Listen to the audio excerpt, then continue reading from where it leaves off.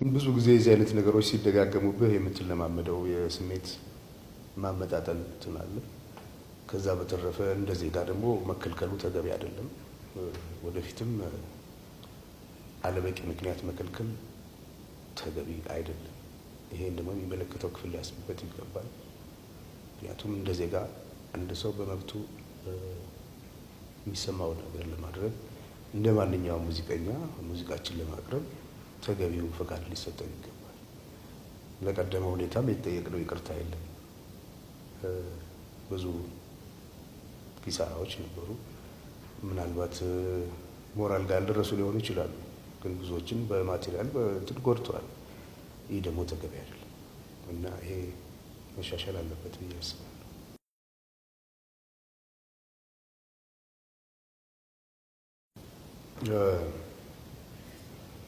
ከምንም በላይ አንድ ሕዝብ እንደ ሀገር ሲኖር ብዙ ጊዜ የተለፋበት የተቀባበለ የትውልድ ቅብብል ውጤት ነው።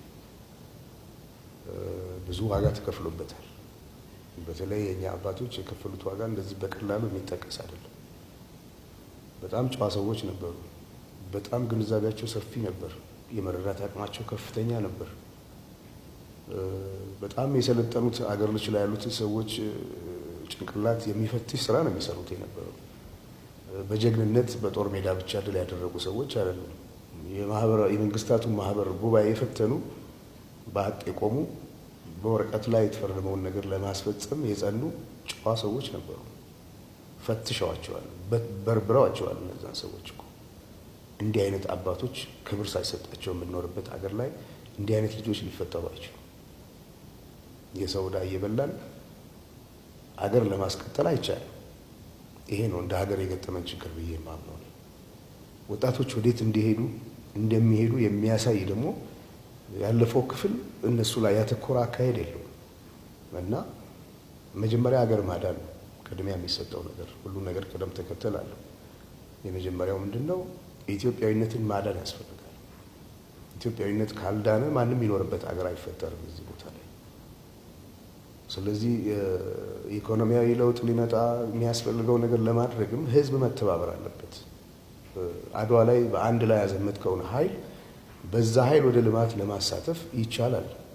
መንገዱም ይሄ ነው እና እንደዚህ አይነት ያካሄድ ጉድለቶች አሉ።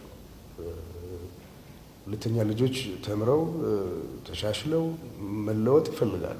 ወጣቶች መንገድ የሚያሳያቸው ይፈልጋሉ እና የሚያሳዝን ትውልድ ነው። የዛ ትውልድ አካል ስለሆንን ነው በዚህ አይነት ጉዳይ ላይ እንድናተኮር ግድ የሆነው እና ለወደፊቱ ለሀገር የምመኘው ኢትዮጵያ ልጆቿ የተባበሩባት አገር፣ ለሀገር የለፉ ሰዎች የሚከበሩበት አገር፣ ለሀገር የለፉ ሰዎች ሲከበሩ ለሀገር የሚያስከብር ስራ የሚሰሩ ልጆች መፈጠር ይችላሉ።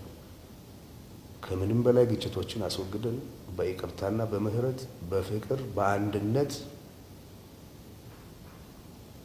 ይሄንን መሰረት ያለው ህዝብ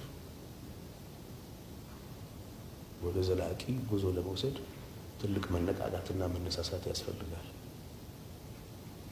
እና ኢትዮጵያዊነት ሩቅ ነው እና የሁላችን ኑሮ መሻሻል አለበት። ለዚህ ደግሞ ሁላችንም መተባበር አለብን። እንድንተባበር ካልቻልን፣ ታሪክ ካልተደገፈ፣ ማንነት ካልተደገፈ፣ አንድነት ካልተደገፈ፣ መቻቻል ካልተደገፈ፣ መቀራረብ ካሌለ እንዴት ተደርጎ ነው መሄድ የሚቻለው? አፍሪካን አንድ ለማድረግ የሞከረ ህዝብ ለራሱ አንድ መሆን አቅቶት ስቃይ ውስጥ ነው ያለው በአሁኑ ሰዓት። በሚያስገርም ሁኔታ ዩናይትድ ስቴትስ ኦፍ አሜሪካ የሚባል ሀገር ቁጭ ብለው የተባበሩ ህዝቦችን ዋጋ የተካፈሉ ገና እዚህ መብላት ያቃትን የራሳቸው ወገኖች ላይ እንደገና መከፋፈልን የሚሰብኩ ሰዎች አሉ። መብታቸው ሊሆን ይችላል። አደገኛ መሆኑ ግን ሳይነገር አይታለፍም። ስለዚህ እኛ ሰላም እንፈልጋለን፣ አገራችን እንወዳለን። ኢትዮጵያዊነት ቀለሙ እንዲዘባረቅ ተደርጎ እንደቀረበው አይደለም፣ ረቂቅ ነው፣ የሚጠቅም ነው። ለእኛ አይደለም ለሌሎችም የሚጠቅም ነው እና አይደለም ኢትዮጵያኖች ተባብረው ለእኛ መሆን ብቻ አይደለም፣ በጽኑ እንቅልፍ ለወደቀው ለሰፊው አፍሪካም ትልቅ አቅም የሚሰጥ የሚያፈናጥር ህዝብ ነው። እንዳይራመድ ሆኗል። ይህን የማዳን ደግሞ የኔም የእናንተም ሁላችንም ተግባር ነው ብዬ አምናለሁ።